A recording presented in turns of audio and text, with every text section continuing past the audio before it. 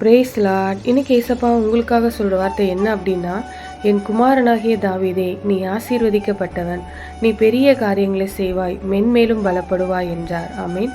நீங்கள் ஆசீர்வதிக்கப்பட்டவர்கள், பெரிய காரியங்களை செய்வீங்க, மேலும் மேலும் பலப்படுவீங்கன்னு ஆண்டவர் சொல்கிறாரு. என் மகனே, என் மகளே, நீ ஆசீர்வதிக்கப்பட்டவன், ஆசீர்வதிக்கப்பட்டவன். விசுவாசிங்க, அந்த ஆசீர்வாதம் உங்கள் வாழ்க்கையில் நிச்சயமாக நிறைவேறும். இன்றைக்கி உங்கள் வாழ்க்கையில் நீங்கள் எதிர்பார்க்குற ஒரு ஆசீர்வாதம் உங்களை தேடி வரப்போகுது. நீங்கள் பெரிய காரியங்களை செய்வீங்க. உங்களை கொண்டு ஆண்டவர் மற்றவங்களுக்கு பெரிய காரியங்களை செய்து ஆசீர்வதிப்பார். பெரிய காரியம்னாவே கர்த்தர் பெரியவராக இருப்பதனால உங்களை கொண்டு அவர் செய்கிற காரியமும் பெரியதாக தான் இருக்கும். நீங்கள் மென்மேலும் ஆசீர்வதிக்கப்படுவீங்க, உயர்த்தப்படுவீங்க.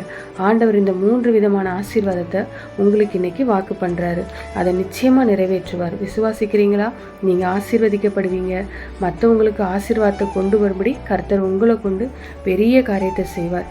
இப்போ இருப்பதை விட உயர்த்தப்பட்டு பலப்படுத்துவீங்கன்னு ஆண்டவர் சொல்கிறாரு. விசுவாசிக்கிறீங்கள? அதுக்கு தான் ஏசப்பா சிலுவையிலே மரித்தார், உயிர் தெழுந்தார். விசுவாசித்து சொல்லுங்கள், ஆண்டவரே, நீர் என்னை ஆசீர்வதிப்பதற்காய் ஸ்தோத்திரம். என்னை கொண்டு பெரிய காரியத்தை செய்ய புகிறதற்காய் ஸ்தோதரிக்கிறோம்.